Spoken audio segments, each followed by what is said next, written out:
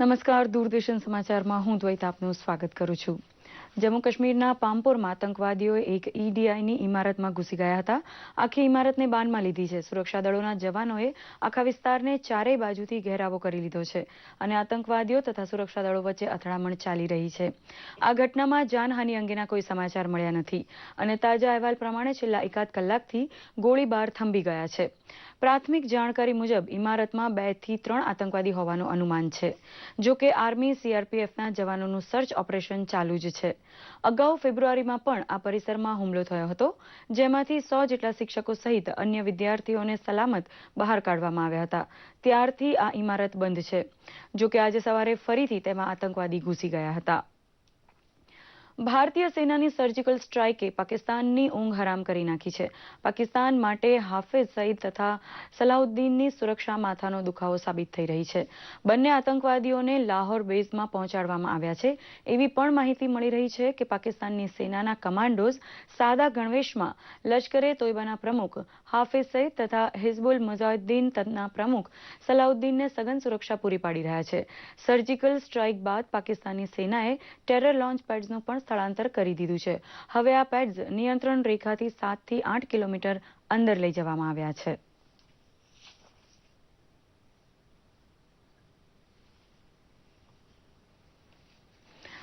Surgical strike બાદ તેમજ જળમાર્ગે આતંકીઓ ઘૂસ્યા હોવાના અહેવાલ બાદ ભારત પાકિસ્તાનની જળ તેમજ જમીન સરહદની સુરક્ષા ભારતે સઘન બનાવી છે. ત્યારે ગુજરાતના અગત્યના પીપાવાવ બંદર ખાતે પણ સ્પીડ બોટ દ્વારા સમયાંતરે કડક પેટ્રોલિંગ કરવામાં આવી રહ્યું છે.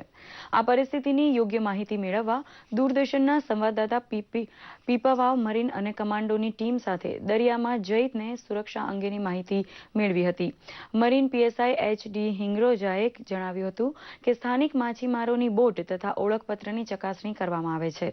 માછીમારોને પણ શંકાસ્પદ હિલચાલ જણાય તો પોલીસને જાણ કરવા જણાવવામાં આવ્યું છે. ગઈકાલે દુર્ગાષ્ટમીના પગલે યાત્રાધામ અંબાજી ખાતે યાત્રિકોની ભારે ભીડ જોવા મળી હતી. એમાંય રાજવી પરિવારની કુળદેવી માતા દુર્ગાની અષ્ટમી હોય ને મા અંબાના પરિસરમાં દુર્ગાષ્ટમીનો હવન કરાતો હોય ત્યારે યાત્રિકોની ભીડ પણ સવિશેષ જોવા મળી હતી. પરંપરા મુજબ અંબાજી મંદિર પરિસરમાં દાંતા રાજ્ય વખતના રાજવી પરિવાર દ્વારા શ્રીફળ હોમાયું હતું. ત્યાર પછી અન્ય શ્રદ્ધાળુઓને દર્શનનો લાભ મળ્યો હતો. દાંતા સ્ટેટ વખતના રાજા જશરાજસિંહ પરમારનો વંશજ આ હવનમાં હાજર રહ્યા હતા અને મહાયજ્ઞ કરાવ્યું હતું. અંબાજી ખાતે કરાતો આ દુર્ગાષ્ટમીના હવન વર્ષમાં એકવાર રાજવી પરિવાર દ્વારા કરવામાં આવે છે. મહાયજ્ઞ વખતે રાજવી પરિવારને જોવા મોટી સંખ્યામાં શ્રદ્ધાળુઓ ઉમટી પડ્યા હતા. सबसे सर्वश्रेष्ठ कार्यक्रम ये हवन है. मेरा परिवार ये हवन करता आया है सैकड़ों सालों से और मुझे पूर्ण आशा है कि आते सालों में भी करता चला आएगा. ये हक करते मैं मानता हूँ. हक तो श्रीमान सरकार ने दिया है, हक है और ये परंपरा चलती आएगी. अंबाजी का अंबा तो अजर और अमर है और परंपरा भी अजर अमर है. व्यक्ति बदल આજે દેશભરમાં મહાનવમીનો તહેવાર ધૂમધામથી ઉજવાઈ રહ્યો છે. મંદિરો તથા પૂજા પંડાળોમાં દેવીની પૂજા અર્ચના માટે ભક્તોની કતારો લાગી છે.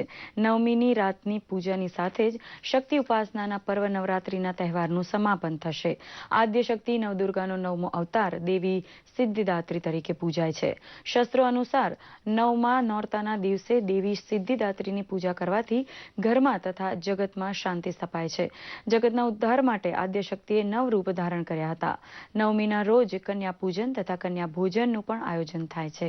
દેશભરમાં દુર્ગા પૂજાની અનેરી રોનક જોવા મળી રહી છે.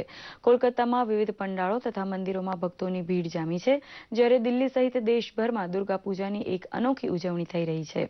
મંદિરોને લાઇટોથી શણગારવામાં આવ્યા છે અને સવારથી જ શ્રદ્ધાળુઓ શક્તિ સ્વરૂપના દર્શન માટે ઉમટી રહ્યા છે.